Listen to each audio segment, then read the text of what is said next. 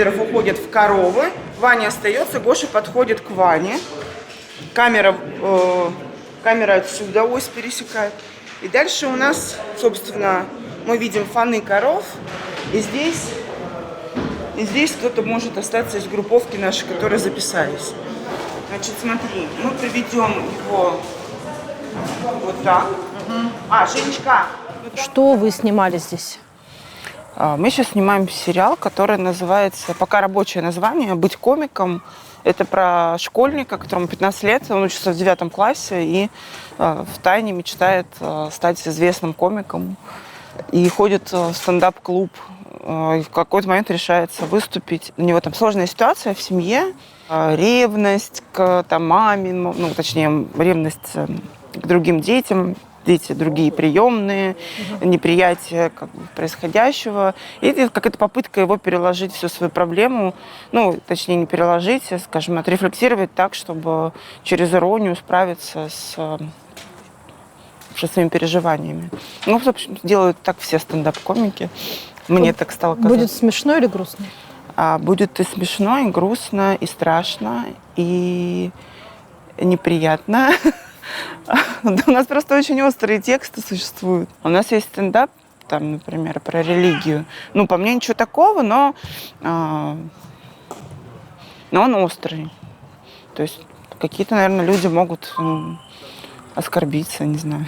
А ты сама пишешь тексты и для стендапа тоже? Мы пишем вместе с автором, с моим, Зака Абдрахманова ее зовут. Вот она документалист, и мы вместе с ней писали сценарий, а тексты стендапов мы позвали писать Женька Сидорова. Это такой, известный в узких кругах комик. Может быть, сейчас уже скоро будет в широких. Он у нас снимается, играет сам себя и написал все стендапы для наших героев. Будет сколько серий? 8 серий по 25 минут. И где выйдет? В интернете точно выйдет, но мы не знаем пока на какой платформе, может быть, вообще. То есть у нас нет пока договоренности, мы в поисках сотрудничества. А сейчас так можно? То есть ты снимаешь и еще не понимаешь, где это выйдет? Если деньги готовы платить продюсеру, можно, а что нет? А они прям под тебя дают деньги? Да. Классно. Я же... Значит, сейчас очень важный вопрос. Какой? Твой любимый цвет? Белый. Белый? Хорошо, пошли.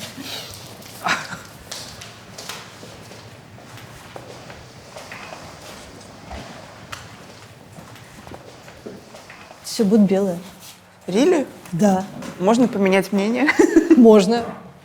В смысле, фон будет голубой тогда? В Википедии про тебя написано, что у тебя год начала карьеры, 2010 и, по сю пору. И получается, что до 28 лет тебя как будто бы не было. В 2007-м у меня был снят первый документальный фильм. Это, наверное, начало игровой карьеры имеет в виду? Википедия оценивает только игровую карьеру. Да. А что было до 26 лет в твоей жизни? Был телек, был театр. Телек краснодарский. Краснодарский телек, да. Я сначала играла в театре, потом я поступила на заочное в университет культуры, и стало понятно, что мне надо работать. Стало понятно, я хотела работать.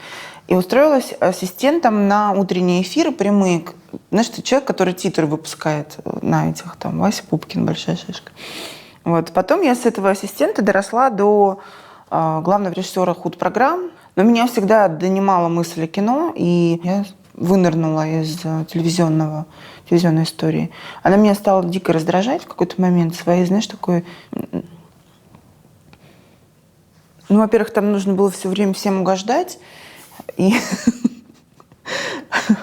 все время все одно и то же делать. И как-то я поняла, что из этих штанишек выросла, и мне хочется, что мне нужно больше гораздо, что мне нужно высказываться.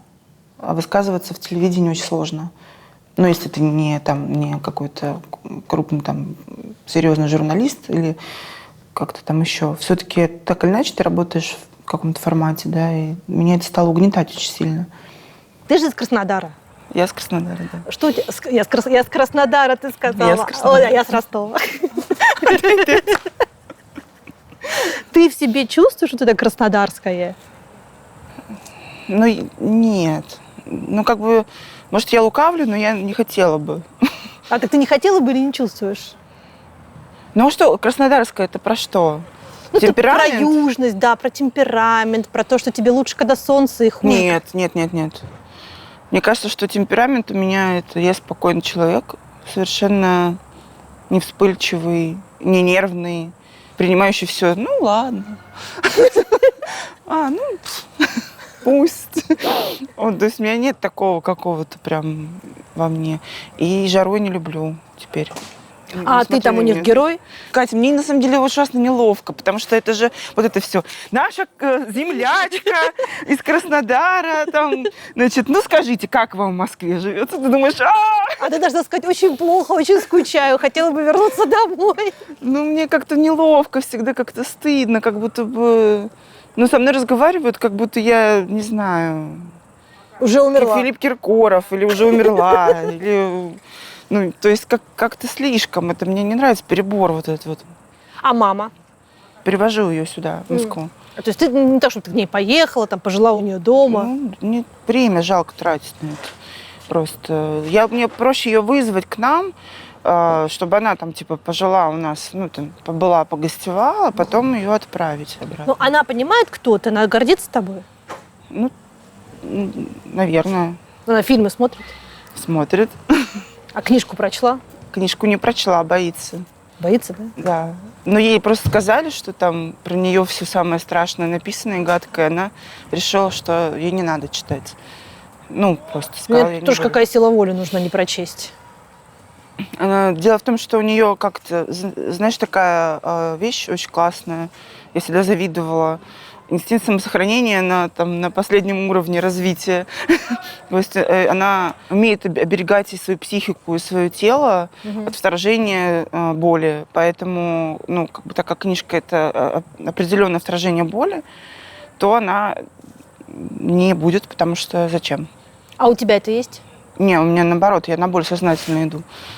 Я через боль опыт получаю эмоциональный. Ну, не в смысле я вены режу себе, конечно, но эмоциональный опыт плюс боль – это огромный опыт для человека, который занимается искусством. Мне кажется, что на него нужно сознательно идти, чтобы уметь потом чувствовать его в героях, в людях, распознавать конкретно, что перед тобой, с чем ты сталкиваешься. А если ты эмоционально не получаешь этот опыт, у тебя как будто бы и связи это не возникает с человеком. Ты можешь вспомнить свой первый день в Москве? Вообще? Ну, когда ты переехала. Переехала? Да. Или приехала? Ну, приехала с пониманием, что ты останешься. С пониманием, что останусь, я помню, да, этот день. Я ехала поездом, плацкарте. В этом вагоне, весь плацкартный вагон был забит призывниками. И мы ехали с подругой, и мы были единственные девочки во всем вагоне, и они всю ночь ходили мимо нас, а мы лежали на боковых полках, она внизу, я вверху, и мимо моего лица ходили призывники, которые пытались, они что-то пытались сделать, в общем, то с моим лицом, то если отворачиваешься что-то с волосами или со спиной, в общем. И была какая-то такая эйфория, мы слушали песню «Моя любовь, Москва», тудун-тун-тун, что-то. Были совершенно абсолютно очарованы и страшно романтизированы городом. Как тебе сказать, у меня не было такого, что я собрала чемоданы и переехала. Я наездами как-то вот у меня было. И когда у меня уже было ощущение, что я буду здесь жить, еще не было у меня своего места. Я жила у своей подруги в ее комнате, мы спали с ней в одной кровати, и я только планировала то, что у меня будет работа, и я буду способна снимать квартиру. Потому что до этого, как-то вот у разных на перекладных. И я еще моталась Краснодар-Москва все время, потому что я снимала кино. Когда я начала снимать док, я снимала в Краснодаре. А там все важные встречи, работа, БВ у меня было в Москве. И я как бы жила какое-то время на два города. И когда я уже окончательно приехала, это был как раз момент, когда снимался фильм «Шапито шоу». После «Шапито» я уже начала жить в квартире собственноручно снятой. А док ты снимала, это ты уже училась в Разбежке? Да. Как ты туда попала? Моя близкая подруга училась вместе с Лерой Германикой на одном курсе. И она мне рассказывала про Марину страшные вещи. У них такой был курс, там был и игровое кино, и док соединен. И игровое кино вел Фенченко, а Разбежкина вела док. И Фенченко был добрый Гендель для них, для всех, а Разбежкина какая-то, значит, в общем, лютая, высмеивающая все змея, не знаю.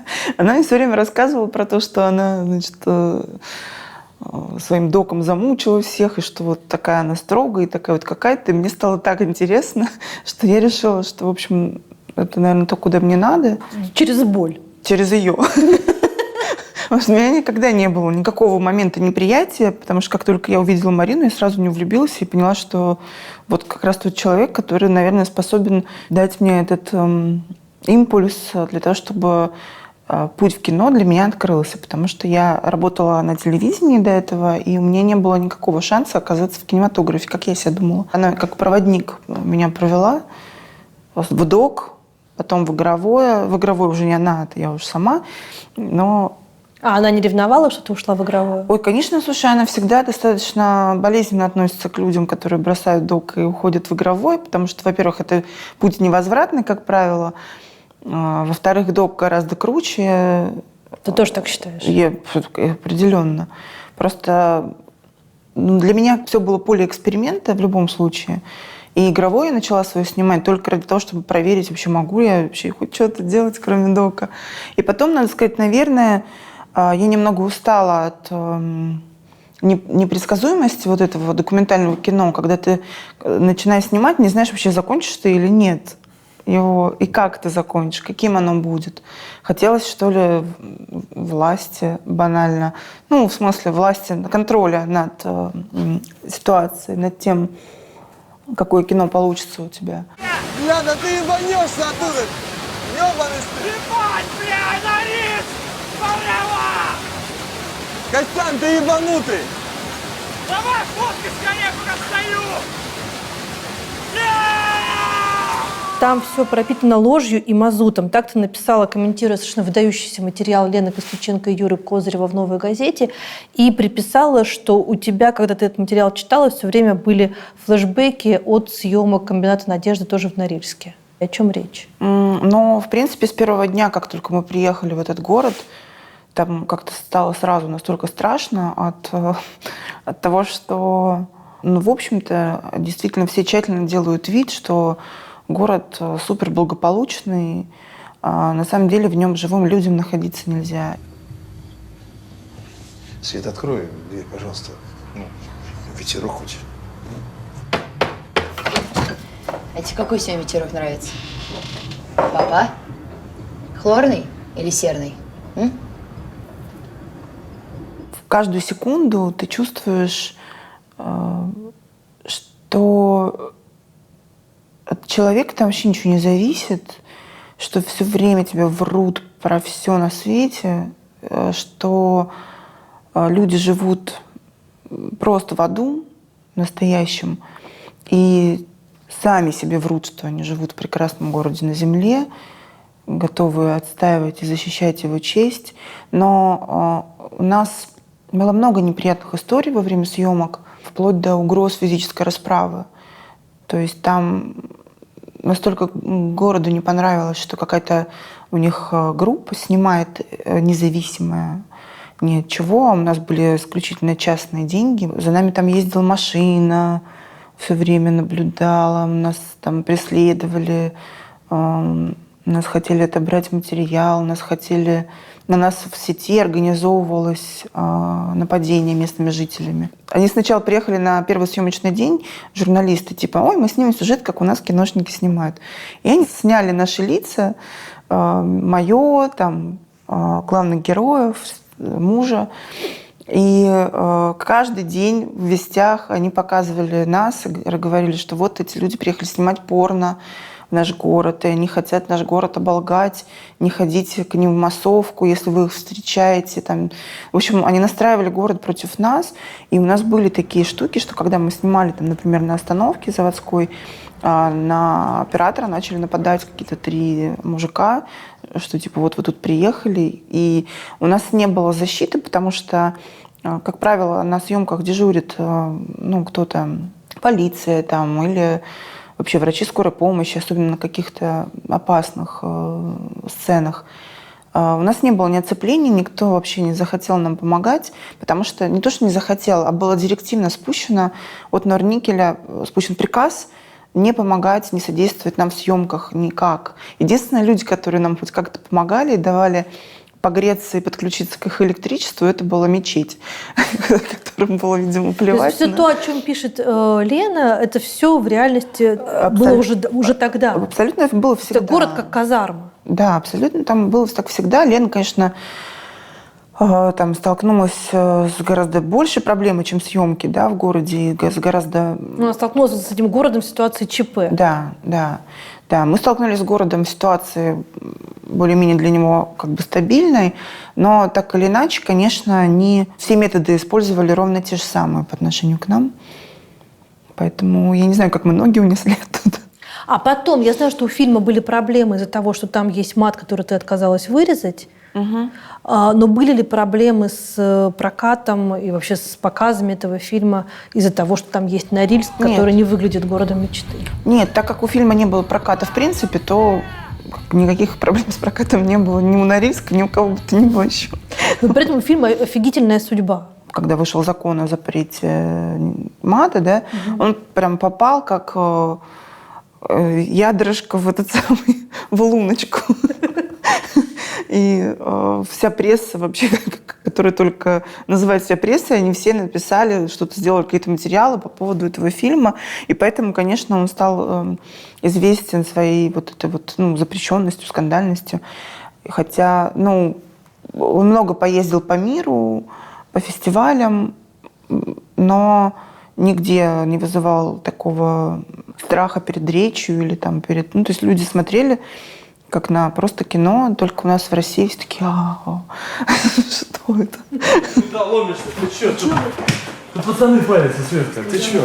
Ты чё? Сука, отсюда, быстро. Да ладно ты, ну, блядь, ну, успокойся. Я серьезно сейчас говорю, я Да не шучу. успокойся ты, да ладно, пусть пацаны отдохнут. Сейчас свой подкаст проведем. Пусть она сейчас берет свое барахло и уебывает отсюда. Да Я тебе не орите, сказала. блядь. Я тебе сказала. Ну не ори, ну успокойся, ты что ты, тише. Надюша, здравствуй. Пацан Трель, принимаем мясо. Кто повлиял на тебя как на личность, на формирование твоей личности? Марина и Боря Хлебников. А с Борей как вы познакомились? На фестивале мы с ним познакомились, где был мой первый фильм документальный. Такой фестиваль, ты наверняка его помнишь, он уже не существует, кинотеатр «Док». А Боря там был отборщиком фильмов. И у меня первый мой фильм оказался там в конкурсе и какой-то занял что-то место. Не сказать, чтобы мы сразу стали дружить, но как-то приятельствовали до той поры, пока он не стал меня куда-то вот, ну, вовлекать в какие-то вот эти процессы съемочные. И дальше... А вовлекать, ну ты же не каждого человека ты можешь вовлечь. То есть это что-то должно случиться, какая-то химия между людьми. Ну, наверное, она случилась в каком-то смысле, да. То есть мы как-то поняли, что похожий вкус, например, к кино, это очень сильно влияет на выбор соратников, как бы похожие вкусы. Ну, в принципе, легкость в общении, интерес в разговоре и так далее. Потом про меня все стали говорить, что вот, ну, там, Наташа там классно снимает, или там у него как-то, ну, там классно думает. И он начал меня звать. Сначала я у него на 2 картинах работала вообще как просто человек, который массовку разводит. Он не доверял бригадирам массовки, они все время ходили как деревянные. Я была приглашена для того, чтобы люди ходили как люди, ну, как бы все делали как люди. И я ему там 2-й план разводила в 2 фильмах «Пока ночь не разлучит» и вот «Долгая счастливая жизнь» в нескольких сценах. А потом он пришел ко мне с идеей написать сценарий, и мы с ним вот через какое-то время написали «Аритмию». А как это выглядит? Вы берете, там, не знаю, чемодан, едете в Таиланд, а пока все купаются, вы сидите такие, пыхтите и делаете сценарий? Или ну, как? Таиланд — это завиральная идея, конечно. Мы сделали вид, что мы поехали в Таиланд писать сценарий. Я просто слышала эти слухи. Да-да-да, мы пару утр подумали о сценарии и немножко пообсуждали. Но вообще мы выделяем какое-то время для сессии, да, такое вот. Мы садимся, например, неделю или 2 недели. Желательно, конечно, уехать из Москвы, потому что это очень непросто отключиться от всех остальных людей. И мы садимся и начинаем просто разгонять. Я записываю, мы что-то придумываем. Я ухожу там, даю себе недели 2 подумать, возвращаюсь с текстом, например. Мы его обсуждаем, читаем, делаем читки вслух, опять что-то обсуждаем, делаем какой-то еще один заход. Ну, то есть это прям такими сессиями, когда ты выделяешь конкретное время именно под написание, придумывание сценария. Конечно, самые продуктивные случаются эти сессии на выезде, правда. Но Таиланд это уж совсем. Давайте, что мне тут надо вам подписать, что мы отказываемся? Девушка, я не люблю пугать, но ваша мама умрет через 2 часа, если ей срочно помощь не оказать. Поехали, доченька. Мам, все, успокойся. Ничего ты не умрешь. Мы сейчас вызовем нашего доктора. Что за маразм такой, я не понимаю. Вы маму похоронить собираетесь? Я никого хоронить не собираюсь. Но переливание мы делать не можем. Свидетеля, что ли? Да, свидетели. Скажи, Гордеевой, скажи.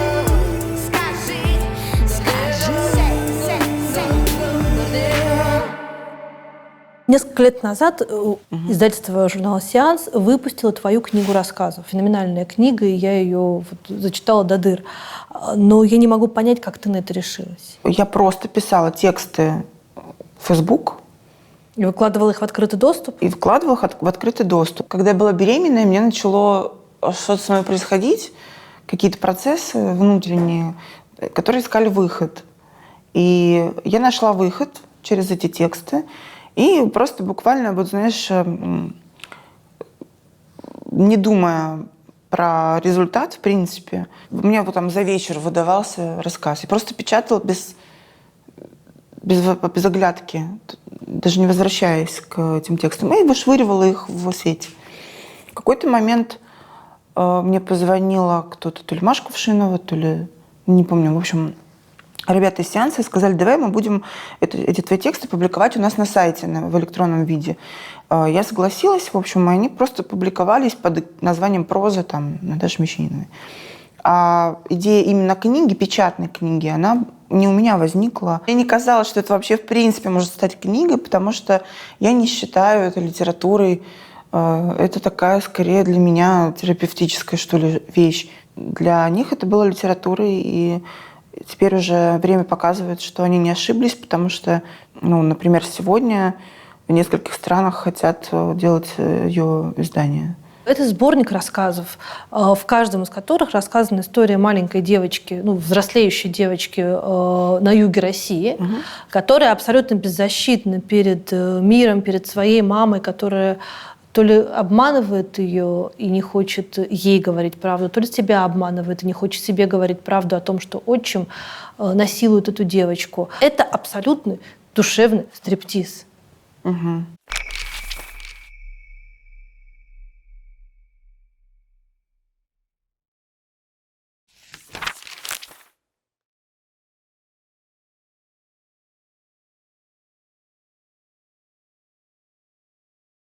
Тебе не было страшно, что ты вот сейчас вообще вот так откроешься и ничего больше не будет?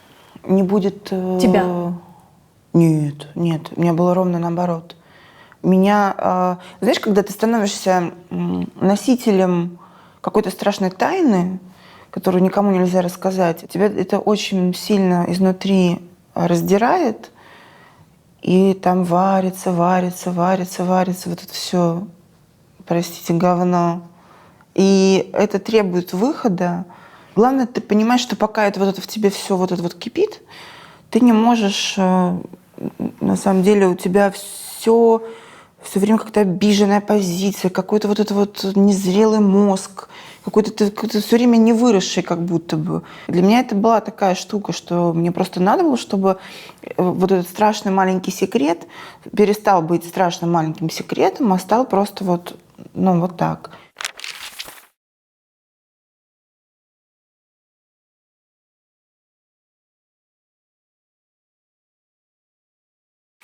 И меня это невероятно спасло. Это магия написанного слова, да, когда оно перестает быть болью внутри, становится текстом. Когда тайна перестает быть тайной и становится проговоренным чем-то, текстом, фильмом, просто разговором, допустим. Но моя была такая занозливая, что она требовала именно публичности. На самом деле она реально требовала публичности. Я это понимаю просто. Что дело мне не было страшно, мне было срать. Мне было даже, мне было плевать на реакцию моих родственников. Мне было плевать на то, что про меня будут думать друзья или знакомые. Мне это было жизненно необходимо. Я понимаю, что это меня во многом спасло от всяческих разных состояний, депрессии и прочего-прочего. В том числе это мне помогло вообще принять реальность как реальность. В смысле, да, это реальность, это было, это не исправить, и это, мой вот такой вот уникальный опыт, например, да, с которым я ничего не могу поделать, могу только обижаться, могу, как-то его превратить в текст, который вдруг начинает производить эффект на людей, читающих его, эффект по силе, схожий с психотерапией. Потому что очень много мне стало людей писать после выхода книги, что спасибо, как будто со мной поговорили наконец. А оказалось, что у огромного количества девочек и мальчиков было практически все то же самое. Мне писали люди. То есть был опыт насилия в детстве даже внутри семьи? Да, внутри семьи, да. Именно внутри семьи. И недавно мне тоже кто-то из мужчин сказал, что я, конечно, не девочка, и со мной тоже происходило насилие в семье, и ты первый человек, которому я это говорю. А ему 42. Я слышала, что после выхода книги, через какое-то довольно короткое время, ты стала помогать одному из молодых фондов, который занимается помощью детям, пережившим насилие. Это не фонд еще даже, они только сейчас планируют стать фондом.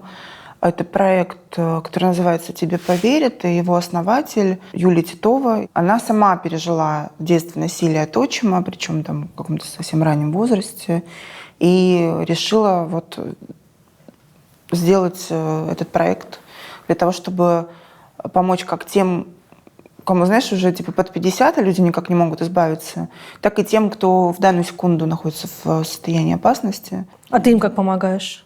Я не то чтобы пока еще как-то помогла, но я хочу снять короткий метр для аукциона «Экшен», чтобы для их фонда получить деньги, потому что у них очень много обращений, и нужна оплата специалистов, хотя бы тех же, как-то оплата помещений и так далее.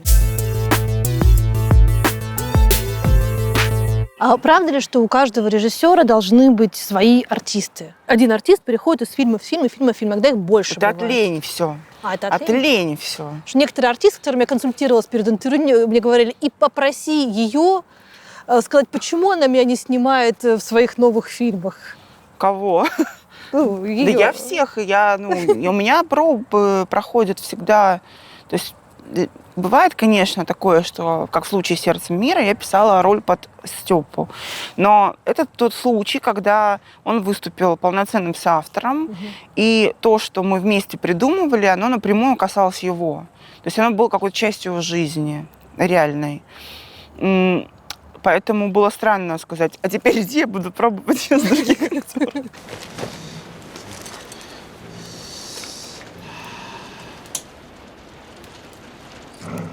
Ага, поговори-то мне. Но вообще всегда я провожу прям пробы.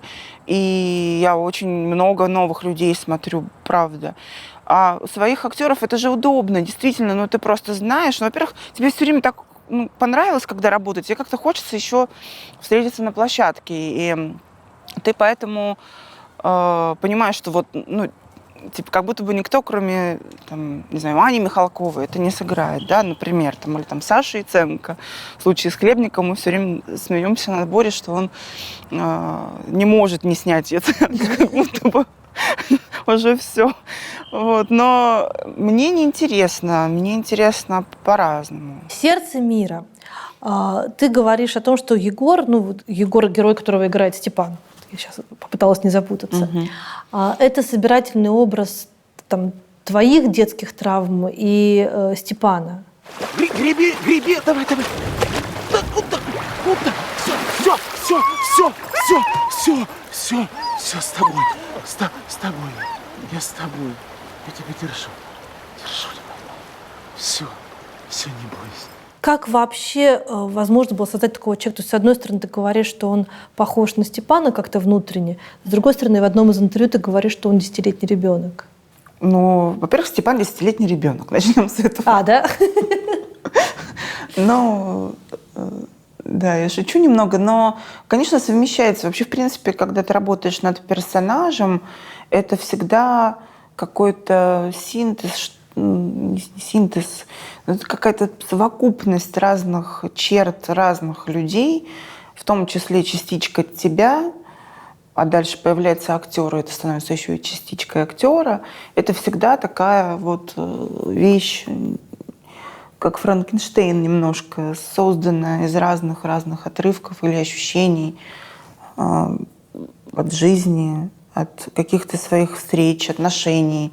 Ты что-то из себя достаешь, и там, не знаю, твой соавтор что-то из себя такое достает. Часто это интимные вещи, интимные, но и ты пытаешься примерить их, как бы они подходят этому герою или нет, или вот это будет хорошо или нет. Это такой... Ну, то есть он может быть одновременно кем угодно. Все. Не плавать. Не ходить не умеем. Ну ничего, уж научимся. Мы научимся. Ну, ты когда попала вот в этот внутренний мир охотников, замкнутого, в общем, пространства, людей, которые лучше понимают зверей, чем людей во многом, да? Что самое большое, что произвело на тебя впечатление? Все не то, чем кажется со стороны. Меня это очень удивило, когда мы начали общаться с охотником, который консультировал нас во всех этих делах, ну и, в общем-то, приоткрыл какую-то дверь в свой мир. Я поняла такую вещь, что на самом деле, если уж про кого-то говорить как про зоозащитника, то это про него, у которого вот такая вот реально существующая станция, у которого огромные угодья, и он следит за тем, чтобы не вымирали кабаны, не были голодными зимой, не охотились браконьеры, чтобы размножались там эти лоси, чтобы, ну, он контролирует популяцию на этой огромной-огромной территории. В том числе он осознанно отказался от мяса, которое он покупает, потому что он его добывает. И это, сука, честнее, как бы вот честнее, чем ты в меховой шапке с плакатиком «давайте, значит, не будем там лисоник грызть». Здравствуйте. Здрасте. Помните нас? Мы к вам в прошлом году приезжали. Что надо? Мы хотим посмотреть на ваших лис. С какого переляга я тебе должен что-то показывать? А зачем вы нам хамите? Слушайте, мы с вами нормально общаемся. А вы знаете, что вы нарушаете права диких животных? И мы имеем полное право зайти и посмотреть. Дети, идите домой. Это не та история, что он там ловит в лесу и ее там лишает ее там вольной жизни. Это совершенно другое. Ну, во-первых, там большая часть лис, они сплошных ферм, которые вообще на шубы идут. Какая-то часть лис, это там есть у нее 3 молодых лисы. Он нашел погибшую мать, которая в какой-то драке погибла, и эти лисята ползали по лесу, и он их взял к себе. Выкормил их там из бутылочек с молоком, и они там у него живут по 12 лет. В природе 2-3 года живут.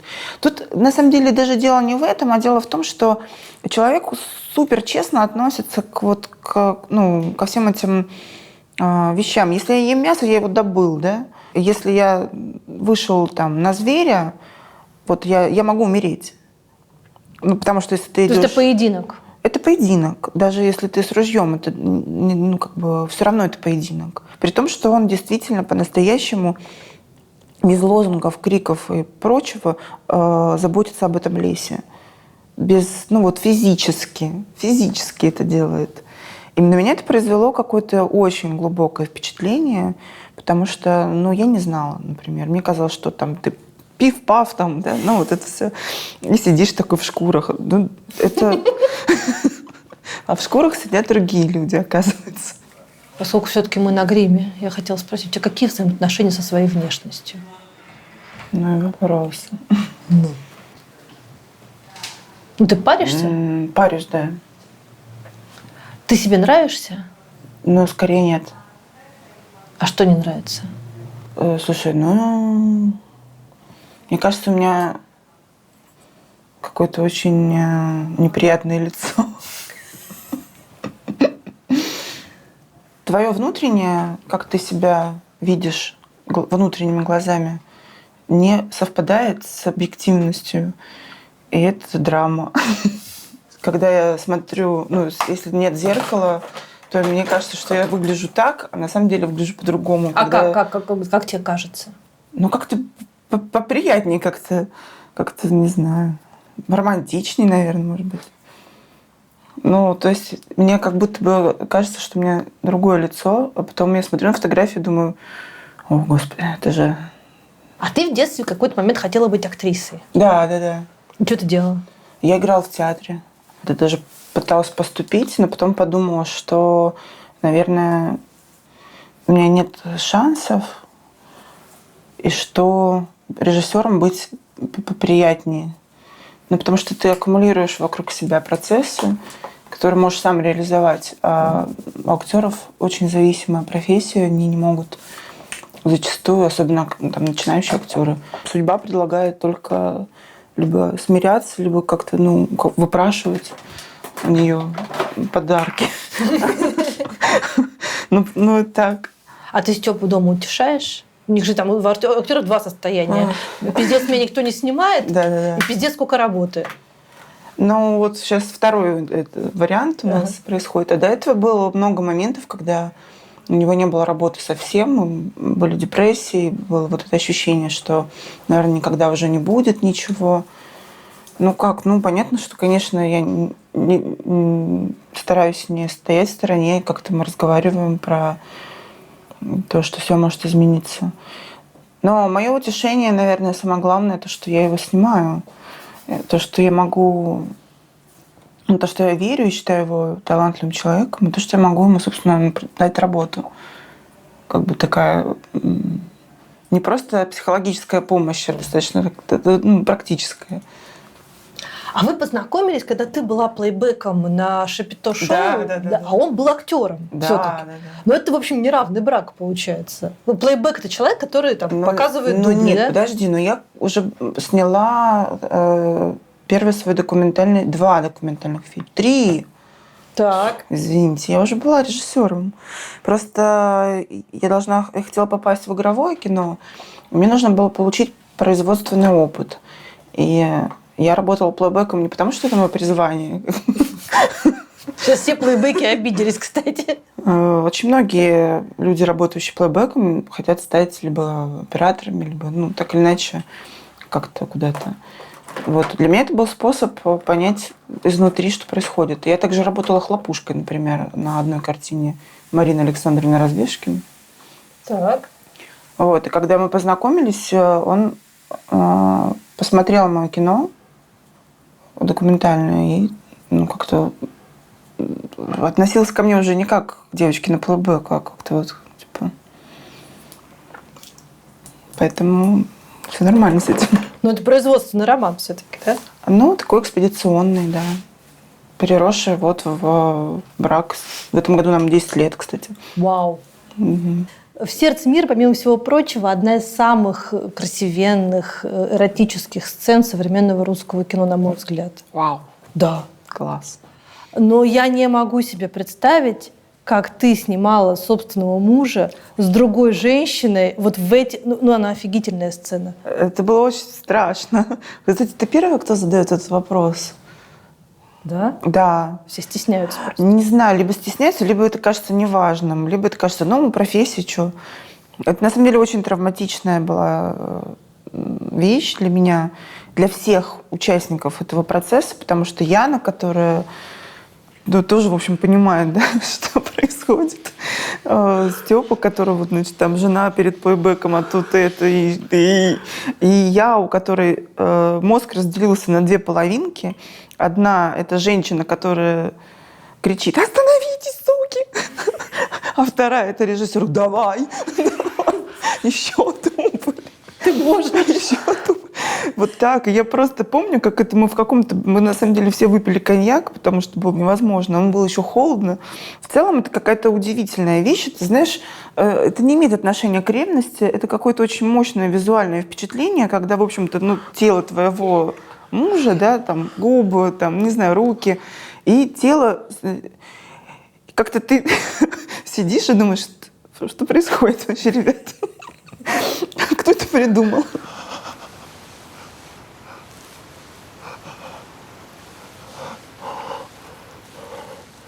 При том, что, надо признаться, когда я писала сценарий, я подсознательно всяческими правдами, неправдами пыталась этой сцены избежать, чтобы ее не было. И так, и эдак. Я, значит, придумывала много всяких нагромождений, почему нет. Прежде чем просто честно признаться себе, что я этого тупо боюсь. Просто не как художник, а как женщина. Я боюсь этого. И мне надо просто взять и переступить через себя в этом смысле и пойти честным путем творца, который, то есть я поняла, что если бы это был не Степа, то я бы, конечно, обязательно, это проверочное слово. А если не Степа, то ты бы поставила эту сцену? Конечно. Все. И дальше ее пришлось сделать всем, и потом как-то все переживали по этому поводу, но недолго. Но на монтаже же потом еще ретравматизация. Постоянно у меня уже включалось такое, как только эту сцену запускает мне режиссер монтажа, она еще медленная такая, я так сразу... Я в сон сразу. Но судя по книжке, ты никогда не думала о том, что ты вот так вот счастливо выйдешь замуж и будешь 10 лет жить, в общем, с принцем. У меня было полное ощущение, что я не должна заводить семью, детей. И, в общем, наверное, не было никогда веры в то, что я могу быть счастлива в браке. Но при этом я совершенно спокойно заводила все отношения. То есть у меня не было такого барьера. Я не жила в ситуации, когда ты боишься любви, не подпускаешь к себе мужчину. Нет, все в этом смысле у меня было нормально, но я никогда не хотела заходить переходить границу своей какой-то типа свободы. И мне казалось, что все мои отношения временные. Но это как-то прямо изменилось, когда я Степу встретила. А правда, что у вас со Степой есть парные татуировки лисы? Вот, да. А почему лисы? Это после «Сердца мира». Мы поехали в Таиланд, и я, и он, мы хотели сделать татуировки, но мы не знали, какой конкретно рисунок нам бы хотелось. А после «Сердца мира» стало понятно, что нам надо набить лис. И мы приехали в Таиланд и нашли там мастера, и у него на этом же месте лиса, просто в другой технике. Но концепция такая же: лес, произрастающий из лисьего. То есть лес внутри, лисьего контура. Скажи, Гордеевой,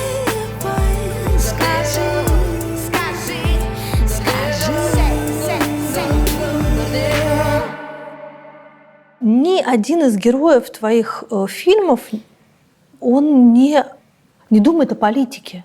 Вот я все время смотрю, думаю, где-то же должны они там как-то обсудить политическую ситуацию. Такое ощущение, что им глубоко плевать, кто вообще в стране президент и что с ним будет. Судя по твоим интервью, ты как-то тоже там не сильно озабочена текущим политическим режимом. Я как-то пыталась пылать страстями политическими, но для меня это плохо закончилось, потому что я не люблю тропу войны, я не могу. То есть я пытаюсь быть наблюдательной и во многом безоценочной. Когда-то, в 2014 году, когда вся эта была история с Крымом, я помню, как я вскочила на коня и эту шпагу, как все достают, я ее тоже достала. В Фейсбуке. Я остановиться не могла. Я просто помню, что уже все, конь сдох, а я все это. И для меня это какая-то такая вещь, ты знаешь, когда ты внутри, ты как будто слепнешь, как будто приняв какую-то сторону или какое-то мнение за правильное, ты перестаешь быть наблюдательным. А тебе важно оставаться наблюдателем? Абсолютно, да, конечно. Мне очень важно оставаться с хаосом, с пониманием хаоса. Для меня хаос — это самое комфортное состоянии. То есть не я в хаосе, а я понимаю, что мир в хаосе, и так и надо. Ну, в смысле, что я могу разглядывать и фиксировать внутри себя кучу каких-то явлений или людей и запоминать их безоценочно, чтобы потом их откуда-то там доставать. А если я нахожусь внутри борьбы, я не могу этого делать. Я тогда воюю. Должен ли мастер культуры иметь какую-то внутри себя политическую позицию? Мне вообще кажется, что человек не должен иметь политическую позицию. Ну, в смысле, он может или не может. Я не думаю, что кто-то вправе требовать от человека принять какую-то сторону, потому что когда наша страна позиция на красных и белых, это же было чудовищно. Ты не мог быть ни с кем, ты должен был быть с кем-то обязательно. И это очень для меня неправильное состояние и совершенно недопустимое требование. То есть ты имеешь право, у тебя может не хватать просто тупо душевных сил на это. Ну, в смысле, ты можешь быть и таким, каким угодно. Просто я имею в виду, что люди друг от друга не должны требовать вот этого вот, с кем ты за Путина или против Путина. Это как ты красный или белый. Я крестьянин, я в деревне, я рыбак, я что? Ну, то есть я понимаю, что в современном мире как бы странно, когда человек типа никак не относится ни к чему. При этом он имеет право проживать такую жизнь, никак не относясь ни к чему. Но есть еще один вопрос, на который должны прямо отвечать мастера культуры. Это вопрос про так называемую новую этику. Что это такое, я никак не могу понять тоже. Я думала, ты мне расскажешь. Я вот недавно в Фейсбуке задавала вопрос, потому что что такое новая искренность и что такое новая этика. Я не понимаю, что это такое. Ну, в смысле, очень многие мои френды используют это понятие, но я не могу понять, вообще они договорились, что они имеют в виду. То есть ты за дискурсом не следишь? Ну, не особенно, да. В движении МeToo не участвовала? Слушай, у меня книга вышла, она уже сама по себе как бы... Ну хорошо, если серьезно, ты разделяешь позицию того, что появились некоторые новые стандарты, гораздо более высокие стандарты того, чему должны соответствовать в моральном смысле и киносъемки, и отношения между людьми, и какие-то производственные процессы, и там теперь некие жесты фривольные, которые были прежде приняты и расхожи, они теперь оказываются за гранью норм. Я, конечно, против того, что тебя за жопу щиплет начальник, и ты не можешь слова сказать, или там за то, чтобы, не знаю, детей насиловать в кадре по-настоящему. Ну, я против. Но при этом, когда это начинает уже доходить до истерики какой-то, до войны, до указываний бесконечных, типа, кому что можно, кому нельзя, то мне это тоже не кажется правильным. А «Дау» ты смотрела? Я не дошла до «Дау» пока что. Я пыталась посмотреть, да, Наташу пыталась посмотреть, но мне надо было на съемке, и я не смогла. Не могу смотреть кино только потому, что оно вызывает споры. Ну, правда. У меня нет, я всегда ориентируюсь на какой-то свой собственный внутренний импульс. У меня нет этого импульса посмотреть «Дау». Я что-то не очень хочу смотреть «Дау». Может, когда-нибудь захочу. Ну, то есть я позволяю себе, не быть внутри какого-то вот этого общего кипения. Я никому не должна смотреть «Дау», я не хочу и не буду. Ты недавно в Фейсбуке спрашивала, что почитать 7-летнему ребенку про сексуальное воспитание и про секс. Да. Ты считаешь, что должна быть книжка? Должен быть какой-то разговор, любой открытый. Может быть, книжка, через книжку. У нее вопросов куча, а я не могу понять, насколько могу по возрасту ответить. Что, типа, говорили, что нет. Эта книжка была очень смешно, потому что там мы подробно читали про как устроено там женское тело, как устроено мальчика тело, там почему то. А потом, когда дошли до главного, я такая, ну и вот, там как-то было смешно. Я Я очень быстро постаралась прочитать этот абзац. Ну, его член мужчины входит во влагалище женщины. Скороговорка. Она такая, стоп, что? Прости, что? И дальше начались вот эти вот вопросы, чего да как, но я поняла, что как только она получила какие-то более-менее вменяемые ответы, эта актуальность, острая актуальность этой темы на какое-то время ушла. А с тобой кто-то разговаривал об этом?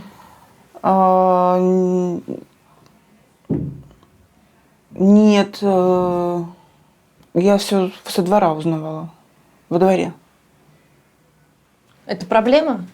Мне кажется, что это проблема, потому что у нас как бы в принципе какое-то извращенное понятие сексуальности и сексуальных связях, и вообще о том, чего как. И так как у меня двор был такой из разряда дает, не дает, а это дает, поэтому она там это, какие-то вот такие примитивные совершенно, то ты, в общем, получая эти знания, сразу составляешь впечатление неправильное совершенно про эти отношения, они тебя скорее там страшат, или наоборот, то есть что-то совершенно искаженное. Самое главное, что никто из взрослых тебя не научил говорить «нет». То есть никто не рассказал, что там «нет, это нормально». И мальчикам, и девочкам, что нельзя совершать насилие любого рода или там допускать по отношению к себе насилие. Потому что наши тела, они как будто бы нам не принадлежали в моем детстве. Они были чего угодно, только не наши. И в этом смысле, конечно, это проблема. Что бы ты хотела, чтобы в жизни твоей дочери было не так, как у тебя? Все. Когда она родилась, мы для себя сделали несколько запретов. Запрет на наказание, не только физическое, но вообще любое. То есть забрать мультики тоже наказание, и мы запретили себе это делать. Запрет на отрицание чувств, в смысле, да не придумывай, да ладно, да не больно. Я стараюсь это фиксировать, чтобы все-таки не с позиции власти разговаривать, а с позиции человека, договаривающегося о чем-то, чтобы научить именно договариваться, а не действовать силой, в том числе эмоциональной. Да, получается? Но это трудно, это такой прям путь становления прежде всего себя как родителя. Но когда я вижу какие-то дает результаты, я прям думаю, класс, что я прям вижу, откуда это, например, появляется, как она общается со сверстниками, например, как она взрослого человека не боится, может сказать, знаете что, я не буду. То есть какие-то такие, потому что я не хочу менять настроение, какие-то права на какие-то свои чувства, да. Мы решили, что мы будем, наоборот, поощрять это и взращивать. И она реально не знает, что такое наказание. То есть если что-то происходит, что... если она косячит, то что? Я даже не знаю, что она там косячит. Разбила чашку, случайно упала. Нет, например, она там наврала. Наврала, значит, у этого есть причина. Значит, в них надо разобраться, в этих причинах. Почему наврала? Может, она чего-то боялась. Может быть, она, хотела приукрасить реальность. Вот это вот еще запрет на вранье. Я всегда... Я сейчас как будто белое пальто надела и рассказываю, как детей надо воспитывать. Да, расскажи. Но я старалась всегда и говорить правду. Даже если это правда, зачем? Можно ведь соврать. Но все равно как-то хотелось... Наверное, в моей жизни было слишком много лжи от взрослых, от родителей. Все время ты живешь в какой-то этой паутине. И мне хотелось какой-то честности. Она это видит и тоже она вообще практически не врет никогда. Ей, в общем-то, незачем. Потому что она, наверное, не боится, что ее поругают, и не боится наказания. Она может прийти и сказать: мам, я тебе хочу признаться. Я подарила то, что мне папа запретил дарить. Я подарила, мальчику какой-то дорогой робот-динозавр. А он его взял, в унитаз его окунул, и он испортился, и все. Дальше там можно разговаривать про то, что, наверное, папе будет обидно, и, наверное, так не надо делать на будущее, все такое. И это работает гораздо более действенно, чем ты начнешь как-то ребенка подавлять, наказывать и все такое. Я правильно помню, что однажды, вскарабкавшись на какую-то огромную гору со своей подружкой, ты загадала желание стать великим режиссером. Это правда? Да. А что такое великий режиссер? Как ты поймешь, что ты уже им стала? Но у меня такая была формулировка, что, если я оказываюсь в какой-нибудь энциклопедии по кино, то, это значит, я достигла успеха. Но это глупость же, конечно. Ну, ты уже там. Я не читаю. Уже да. Я знаю, что в ГИКе, наверное, где-то в этот курс современного кино там какие-то мои внесены фильмы. По-моему, «Комбинат надежды», по-моему, даже. Вот. Но для меня тогда, понимаешь, для меня вообще все ворота были закрыты. Я зачем-то сказала в космос, что мне надо быть великим режиссером, а не просто режиссером. Видимо, раз уж залезли на гору, надо это по полной. Чтобы себе примерно представлять, 3 великих режиссера. Тарантино, Так. Рязанов. Так. Их так много. Давай 5. Давай список. Давай, хорошо, 10. Мировые имена, это же... есть партия Тарковского, есть партия Германа. Тут же понятно. Ой, я что-то ни в какой, по-моему, не оказалась. Ни в той, ни в той, ни в той. То есть мимо. Их не берем в список. Но для меня нет. Не знаю, я признаю их, что это великие режиссеры. Просто тут вопрос вкуса, мне просто не нравится. Так, конечно, они великие. В смысле... Михалков абсолютно великий человек. Абсолютно великий. Человек или режиссер? Режиссер, конечно. Просто мне кажется, что снять так много очень крутого кино, это прям не каждому дано. И, конечно, у него какой-то невероятный талант. И когда я смотрю его старые фильмы, они про людей все, они очень правдивые про людей. Я не буду там сейчас комментировать, что происходит сейчас с его фильмами, но просто, видимо, у каждого там режиссера есть какой-то свой этот запас. Или там, не знаю, даже не запас. Дело не в запасе, дело в чувстве реальности и времени. Наверное, даже скорее в этом. Но я считаю, что он великий, да, Михалков. Есть ли какой-то фильм, про который ты жалеешь, что не ты его сняла? «Чудеса» Личи Рарвахер. Вау, круто. Такое все бы хотели снять. Да, наверное. Что ты будешь делать, когда ты устанешь от кино? Я не планировала устать от кино. Не знаю, может, ничего. Может быть, просто жить. Все зависит от денег, короче. Если не будут, то могу ничего. Может, продюсировать начну, не знаю. Вообще, это на самом деле не очень моя история. Как сказать, мне уже, в принципе, сейчас так или иначе кто-то пытается предложить историю продюсирования или сопродюсирования в каком-то смысле. Я иногда помогаю сценариям дойти до финала, скажем так, чтобы там их запустить. Но мне само продюсирование не очень интересно, в принципе. Вообще заниматься чужими сценариями — это так неприятно. А если я устану от своих, я не знаю. Я не думала про это. Сценарист — это такой социопат, который сидит дома и фантазирует, в рамках придуманных им миров. Режиссер — это деятельный человек, который пришел на площадку, этому отдал команду, этому отдал команду. Мне очень нравится, когда, в рацию ты говоришь, матюгальник, кресло, все, в общем, какое-то взаимодействие с людьми. Как эти два типа совершенно разных человека могут сочетаться в тебе? В чем проблема-то? Ты по четным числам ты социопат, а по нечетным ты... Нет, я поснимала, устала, такая, вас пойду попишу. Потом сижу, пишу, думаю, как-то мне не хватает чего-то движухи какой-то. Но это как человек тусуется и в семье живет. Это же тоже... Тут с детьми, а тут пошел, загулял на 3 дня. Но то же самое, съемки, ты пошел, у тебя есть потребность какая-то в этом процессе. Процесс, который нельзя, я это называю сплав по реке, знаешь, когда тебя уже несет, и ты уже точно не можешь развернуться назад и причалить, тебе надо просто справляться с поворотами. Как-то, насколько ты вообще способен это делать.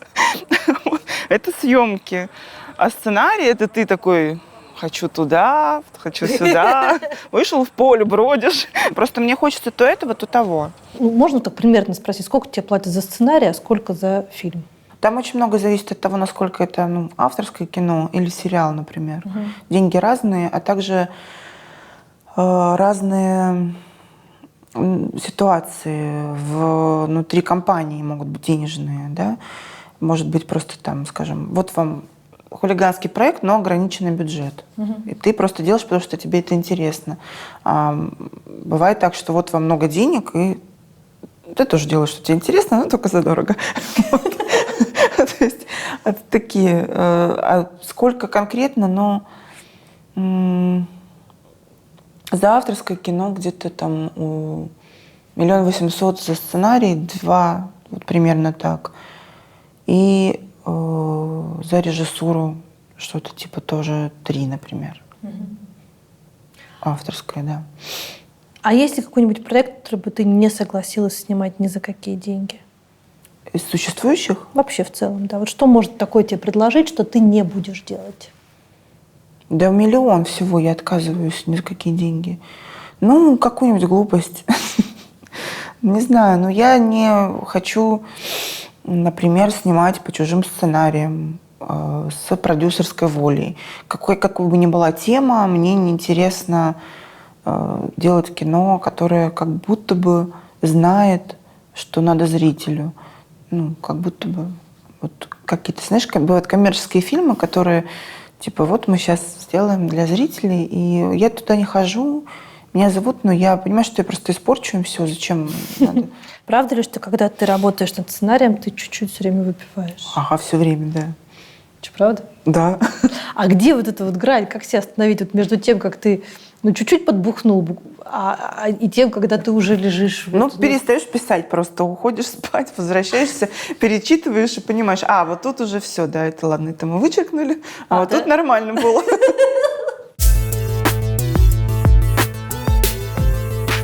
Несколько коротких вопросов. Если бы тебе пришлось выбирать, ты бы кем родилась, мужчиной или женщиной? Мужчиной. Почему? Потому что у меня характер мужской. И, сейчас такими клише стала говорить, ужас. На самом деле я очень сильный человек, вот. И в теле женщины часто это такая штука, что типа, Так говорят, баба с яйцами. Да, типа того. Но я не произвожу впечатление такого человека. На самом деле нет. Я знаю, да, но это все обманчиво. Вот. На самом деле я с серьезными большими яйцами, по сути, и, может быть, наверное, мужчиной мне было бы классно. А чем вообще, на самом деле, глобально отличаются мужчины от женщин? Рожать не надо. Это первое. Так. Месячные не идут. Так.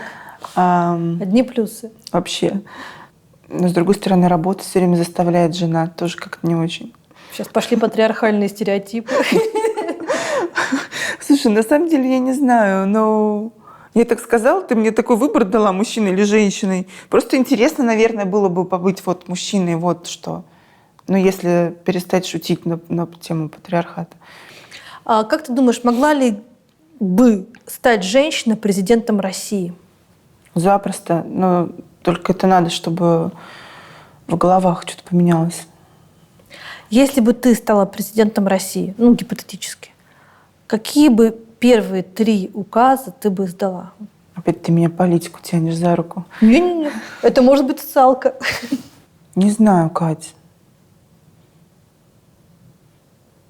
Мне кажется, что какой-то любой указ, он настолько за собой влечет каких-то последствий, что нужно прям очень взвешенно это делать. Сейчас от балды скажу, перенести Москву в Сочи, просто море рядом.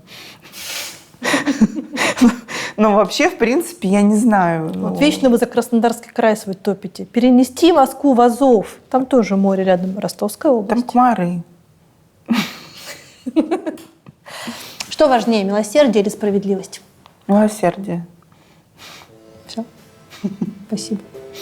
Спасибо тебе, у меня аж ладони вспотели. У меня вспотела спина. Просто. Снова без огня, без И в оконных узорах город сказка на рис, город снежных просторов.